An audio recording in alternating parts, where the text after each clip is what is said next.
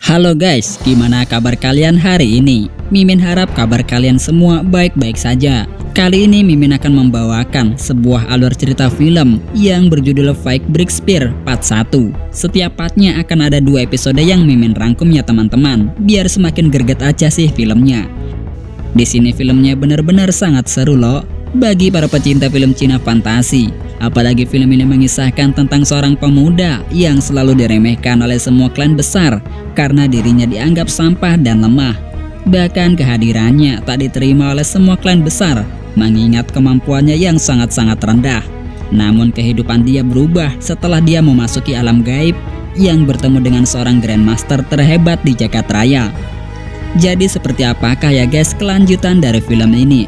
Langsung saja kita ke alur cerita film pembahasannya. Sebelum masuk ke hiburan kita nih, Mimin sarankan untuk kepada teman-teman yang baik, jangan lupa ya untuk terus dukung channel Fang Movie dengan cara tekan tombol like, komen, dan subscribe-nya agar Mimin senantiasa menghibur teman-teman sekalian. Mungkin segitu dulu dari Fang Movie. Selamat menikmati dan enjoy. Awal cerita film, kita akan diperlihatkan di sebuah tempat yang dipenuhi oleh es yang membeku. Pada saat itu, segerombolan orang yang sedang melakukan perjalanan mereka untuk menemukan harta karun. Namun dalam perjalanannya, mereka sempat dihadang oleh asap yang berwujud wajah manusia, sehingga mereka langsung kabur untuk melarikan diri masing-masing. Akan tetapi, orang-orang berkuda itu tersapu bersih oleh asap salju yang menghantam mereka. Usut punya usut, ternyata itu semua perbuatan dari musuhnya, yaitu dari aula jiwa musuh bebuyutan mereka.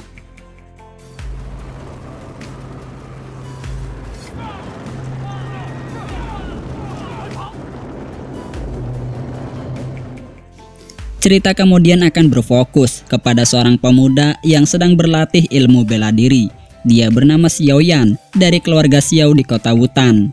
Di usianya yang masih 9 tahun, ia telah mendapatkan juara terbaik di kotanya. Bahkan dia menjadi salah satu anak yang paling jenius.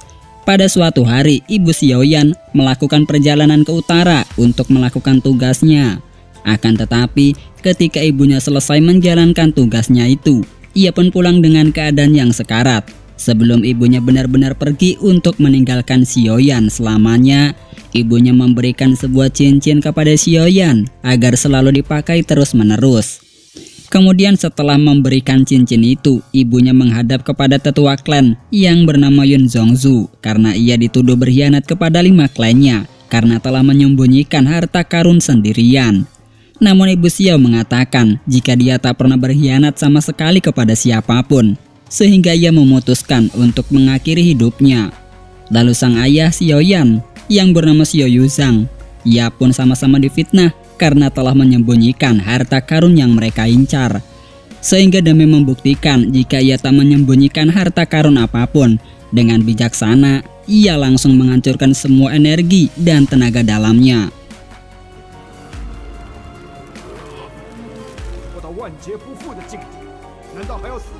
Pada saat itu, semua klan sedang berkumpul untuk menentukan seberapa besar tingkat kekuatan mereka.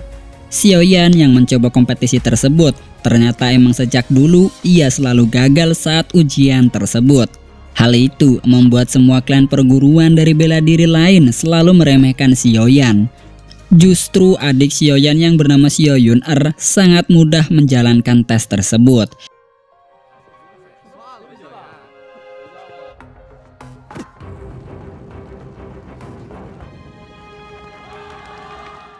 Saat Xiaoyan kecewa, ia pun langsung melatih kekuatannya agar menjadi lebih kuat. Di sana juga ada Yun-er yang selalu mendampingi Xiaoyan. Saat Xiaoyan sedang berlatih, tiba-tiba salah satu perguruan menghina dan meremehkan kemampuan Xiaoyan. Sehingga Xiaoyan yang tak terima jika dirinya telah diremehkan, ia pun langsung menghajar beberapa dari mereka.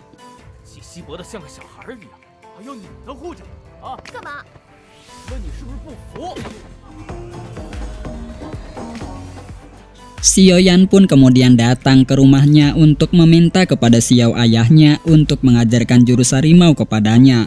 Akan tetapi seperti apa yang kalian tahu, jika kekuatan Daoqi milik ayahnya telah lenyap sehingga Yuzhang tak bisa lagi mengeluarkan kekuatannya kembali. Lalu Xiaoyan langsung mengatakan jika ia tak sama pengecitnya dengan ayahnya yang telah menghancurkan Qi-nya sendiri. Sehingga disinilah ayahnya langsung menghukum Xiaoyan.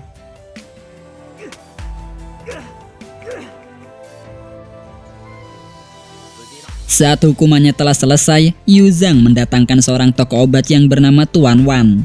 Tujuannya menyuruh Xiaoyan untuk magang di toko obat Tuan Wan. Namun Xiaoyan menolaknya karena ia ingin menjadi seorang pejuang dan ingin menjadi nomor 1 dalam perguruan bela dirinya. Agar ia bisa kembali menaiki derajat dari keluarga Xiao yang semakin hari semakin menurun kepopularitasannya. Dikarenakan ayahnya sudah tak bisa mengeluarkan energi Qi-nya lagi. Sehingga nama besar keluarga Xiao benar-benar sangat terancam. Saking ayahnya ngebat Xiaoyan agar masuk jadi pelayan toko, ayahnya sampai berlutut kepada Tuan Wan agar dia mau menerima Xiaoyan bekerja di sana.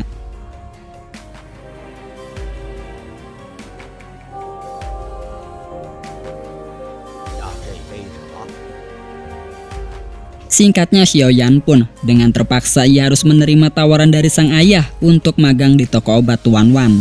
Kemudian setibanya di sana, ia langsung diajarkan oleh murid senior dari Tuan Wan.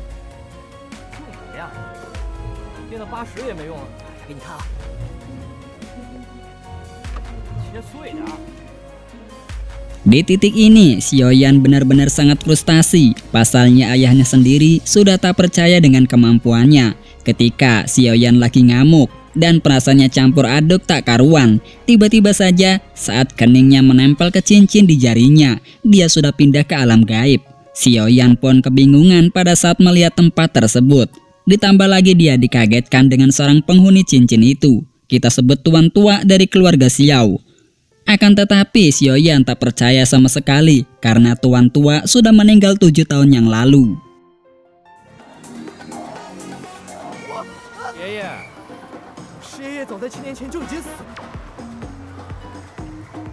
Saat itu tuan tua menceritakan kepada Xiaoyan jika pada kejadian 7 tahun yang lalu ia telah bersembunyi di dalam cincin yang selama ini dipakai oleh Xiaoyan. Harta karun Star Meteor Pavilion yang dicari oleh 5 klan di kota Wutan ternyata selama ini yang mereka sedang incar berada di tangan Xiaoyan yang tak sadar sama sekali. Tuan tua juga mengatakan jika selama ini dia bertahan hidup dengan menyerap energi Dao milik Xiaoyan sehingga ia bisa bertahan hidup hingga sekarang ini.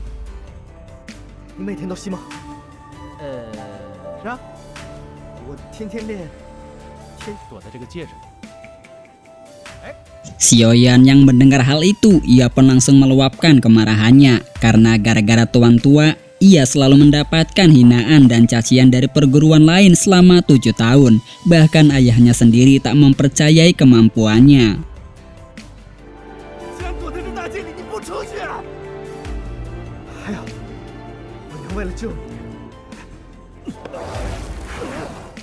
Setelah Xiaoyan kembali ke tempat toko obat, Wan menanyakan kepada Xiaoyan mengenai minuman tuaknya yang hilang.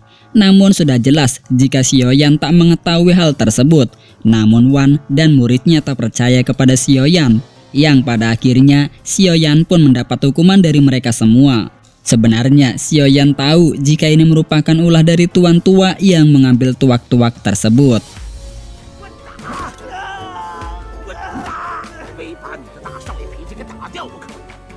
Lalu setelah mendapatkan hukuman, Xiaoyan langsung mendatangi ke tempat tuan tua. Ternyata benar saja, di sana terdapat sangat banyak sekali minuman yang diambil oleh tuan tua. Saat itu sebagai gantinya, Xiaoyan meminta kepada tuan tua untuk mengajari satu jurus agar ia bisa mempelajarinya. Sehingga dengan senang hati, tuan tua langsung mengajari jurus yang selama ini kerap dipakai oleh 5 klan besar di kota Wutan.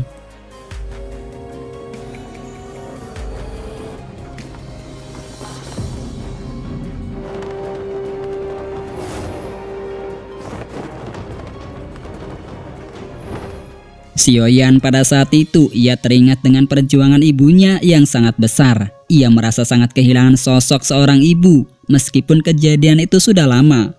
Ia laki-laki menyalahkan tuan tua karena ibunya telah menyelamatkan dirinya, yang pada akhirnya ibunya pun memilih untuk mengakhiri hidupnya. Ia menyalahkan tuan tua yang tak membantu ibunya saat berada dalam kesulitan. Sebenarnya, tuan tua obat itu sudah mengatakan yang sebenarnya kepada Xiaoyan, karena pada saat itu juga dirinya dalam keadaan yang lemah, sehingga mustahil untuk menyelamatkan ibu Xiaoyan. Tuan tua kemudian langsung memberikan sebuah formulir obat 36 pavilion bintang meteor kepada Xiaoyan. Jika dia berlatih formula itu, maka dia akan menjadi seorang yang ahli dalam pembuatan obat.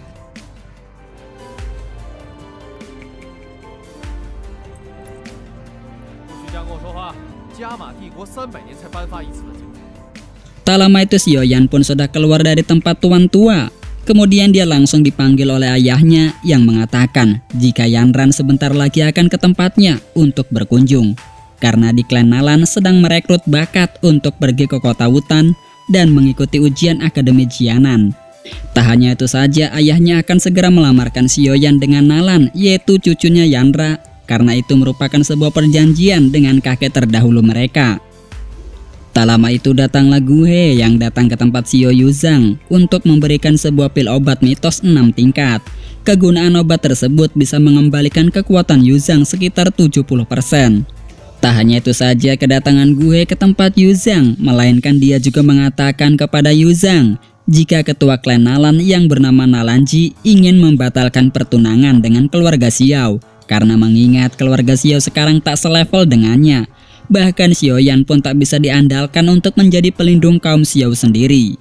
Mendengar penghinaan dari Guhe, Xiao Yuzhang menyuruh Nalanji untuk segera bertemu dengannya untuk langsung membicarakan pembatalan pernikahan dengan anaknya.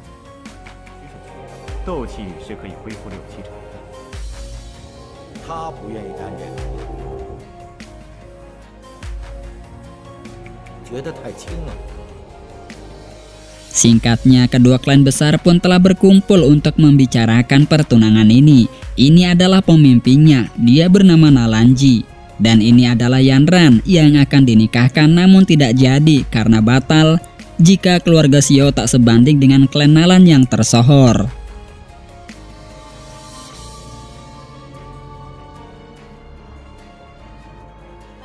Disinilah keluarga Xiao benar-benar sangat diremehkan oleh klan Nalan yang merendahkan keluarga Xiao terus-menerus karena mereka dianggap tak sebanding. Bahkan Yaran pun terus memojokkan Xiao karena ia tak cocok dengannya, mengingat semua klan besar sudah tahu kemampuan Xiao yang sangat payah.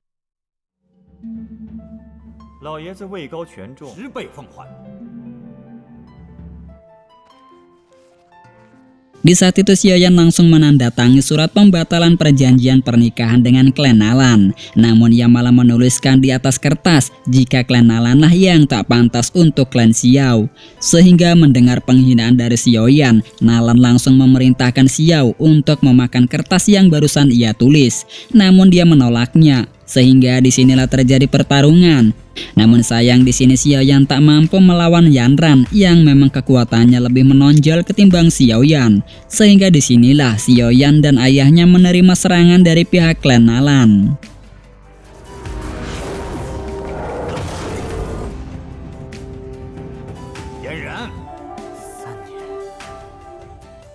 Setelah harga dirinya diinjak-injak, ia berkata kepada klan Nalan, jika dalam 3 tahun mulai dari sekarang, ia akan membalaskan dendam atas penghinaan terhadap keluarga Xiao yang selalu direndahkan.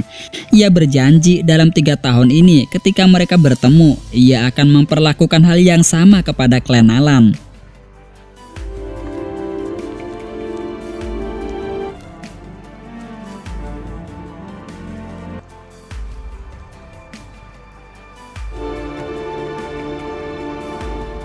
Saat setelah ia mendapatkan perlakuan yang tak menyenangkan dari klan Nalan, ia langsung bertemu dengan Tuan Tua. Ternyata pada saat kejadian itu, Tuan Tua juga sudah mengetahuinya jika klan mereka harga dirinya diinjak-injak oleh klan Nalan. Tak hanya itu saja, ayah Xiao diperlakukan dengan cara tak baik oleh klan Nalan.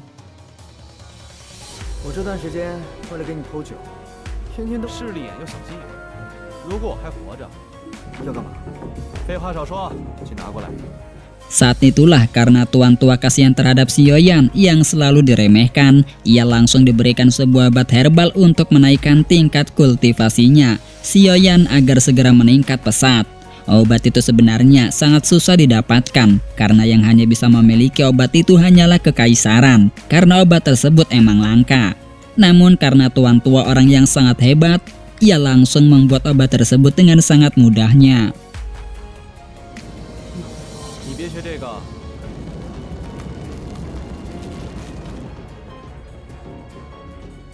Setelah tuan tua membuat obat herbal untuk dijual ke toko obat, terlihat mereka berdua sedang mengobrol bersama. Dalam obrolan itu, tuan tua menceritakan tentang zaman dulu saat dia menjadi guru dari ibu Xiaoyan. Ia sangat bangga terhadap ibu Xiaoyan yang sangat hebat. Bahkan ibunya telah menjadi murid favorit dari tuan tua.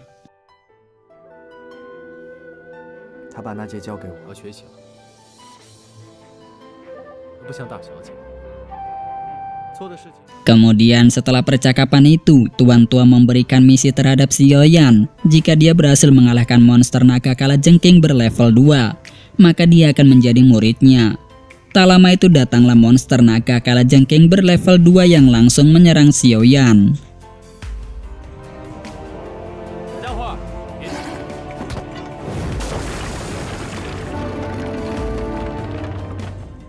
Pada awal pertarungan itu Xiaoyan masih bisa bertahan dari setiap serangan kalajengking. Akan tetapi serangan dari Xiaoyan tak mempan untuk melukai tubuh kalajengking yang mempunyai cangkang yang sangat kuat.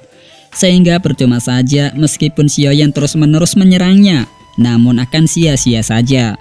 Sehingga ketika dia lengah, tubuhnya terkena ekor kalajengking.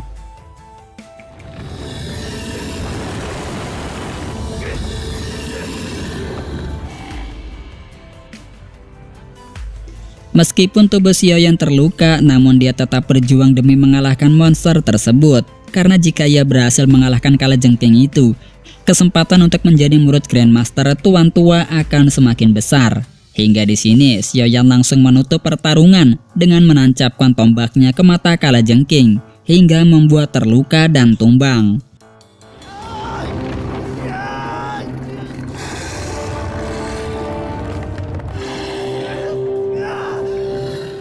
Dan film dari Frank Big Spear pun berakhir. Ditunggu di episode berikutnya. Sebelum Mimin pamit untuk undur diri, Mimin sarankan kepada teman-teman yang baik, jangan lupa ya untuk terus dukung channel Fang Movie dengan cara tekan tombol like, komen, dan subscribe-nya, agar Mimin senantiasa menghibur teman-teman sekalian. Mungkin segitu dulu ya dari Fang Movie. Sekian, terima kasih, dan sampai jumpa kembali di alur cerita film selanjutnya.